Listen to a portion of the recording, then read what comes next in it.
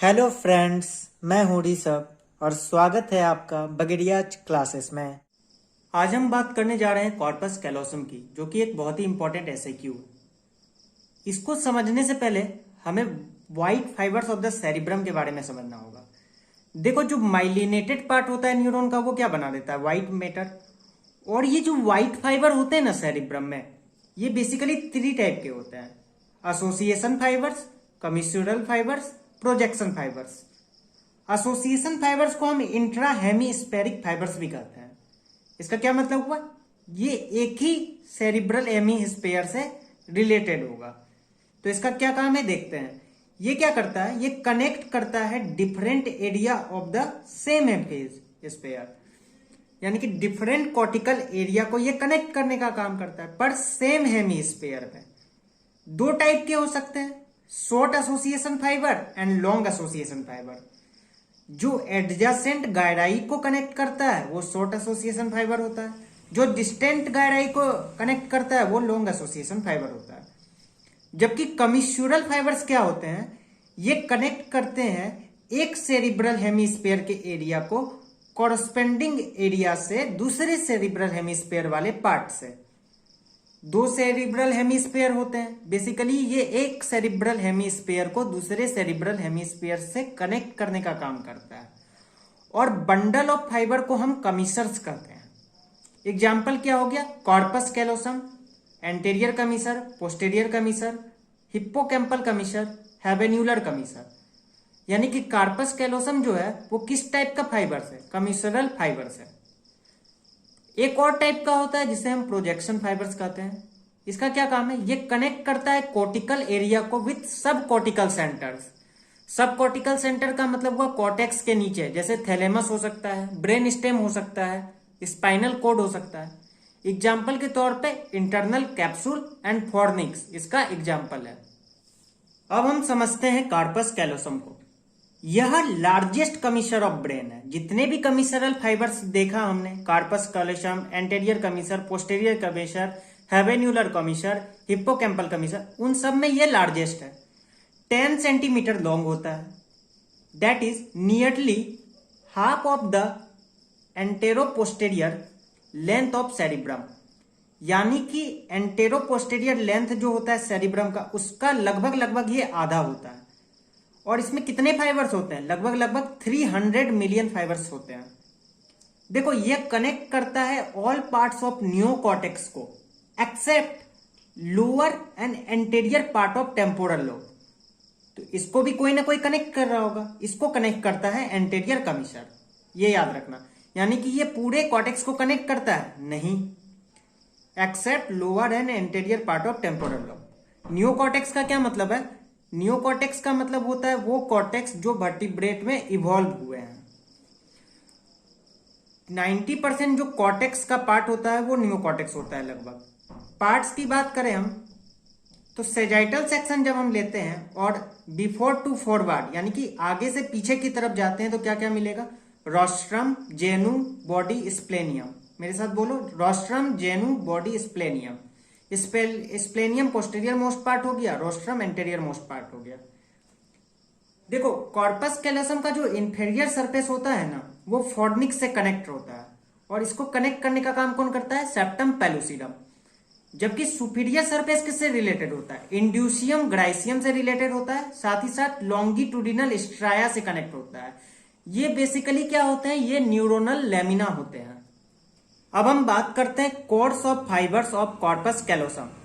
देखो, fibres of genu curve toward frontal cortex and form forceps minor. Genu के जो fibres होते हैं वो फ्रंटल कॉर्टेक्स आगे की तरफ मुड़ जाते हैं और क्या बनाते हैं? Forceps minor. जबकि fibres of body spread laterally. Body के जो फाइबर्स होते हैं वो लेटरली स्प्रेड कर जाते हैं, और जो कि इंटरसेक्टेड बाय किसके द्वारा? Corona radiata. ये क्या है? वर्टिकल रनिंग फाइबर्स होते हैं कोरोना रेडिएटा, जो कि इंटरनल कैप्सूल का पार्ट होता है। बस इतना याद रखो अभी। Fibres of splenium curve toward occipital cortex. और स्प्लेनियम वाला पार्ट जो होगा उसके फाइबर्स ऑक्सीपिटल कॉर्टेक्स, यानी कि जस्ट अपोजिट टू जेनू। जेनू किधर गया? फ्रंटल कॉर्टेक्स की तरफ। स्प्लेनियम किधर गया, ऑक्सीपिटल कॉर्टेक्स की तरफ, और ये क्या बनाएगा, फोर्सेप्स मेजर। एक और वर्ड होता है टेपिटम। टेपिटम क्या होता है, देखो स्प्लेनियम के फाइबर और बॉडी के फाइबर्स कोरोना रेडिएटर के द्वारा इंटरसेक्टेड होते हैं, लेकिन वो फाइबर्स बॉडी और स्प्लेनियम के जो कि कोरोना रेडिएटर के द्वारा इंटरसेक्ट नहीं किए जाते हैं, उसे हम क्या कहते हैं, टेपिटम कहते हैं। कार्पस कॉलोसम का फंक्शन क्या देख लेते हैं। यह inter hemispheric transfer of memory, speech memory भी क्या, learned memory and visual memory, यानी कि यह क्या कर रहा है, एक हेमिस्फीयर से दूसरे हेमिस्फीयर में ट्रांसफर कर रहा है मेमोरी को, स्पीच को, साथ ही साथ कोऑर्डिनेशन स्टेबलाइज करने में एक सेरिब्रल हेमिस्फीयर से दूसरे सेरिब्रल हेमिस्फीयर के बीच मदद करता है।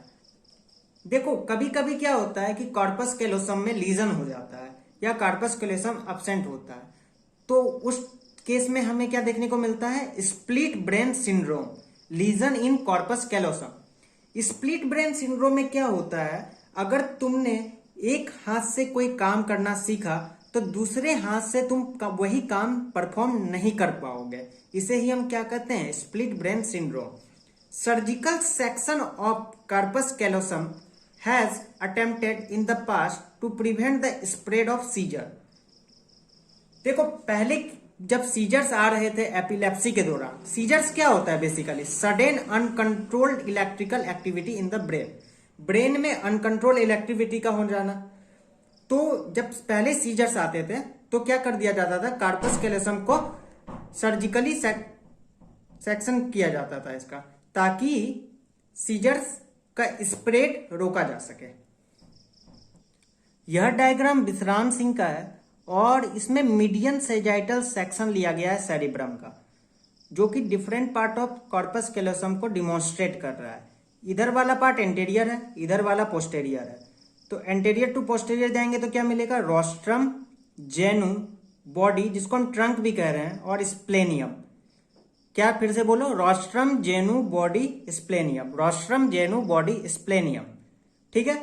और इंफीरियर सरफेस जो है कॉर्पस कैलोसम का, वो किससे रिलेटेड है, फॉर्निक्स से, बाया सेप्टम पेलुसिडम, स्पष्ट दिख रहा है।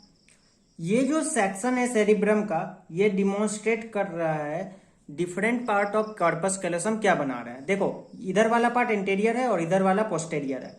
तो एंटेरियर वाले पार्ट में देखो ये जो पार्ट है जेनू वाला है, जेनू जो है फ्रंटल कॉर्टेक्स के तरफ कर्व हो रहा है और क्या बना रहा है, फोर्सेप्स माइनर। बॉडी जो है लेटरली तुम्हारा स्प्रेड हो रहा है, जो कि इंटरसेक्टेड बाय, देखो ये जो रेड रेड डॉट्स दिख रहे हैं, ये क्या है, फाइबर्स ऑफ कोरोना रेडिएटा को दिखा रहे हैं, vertical running fibres of corona radiata.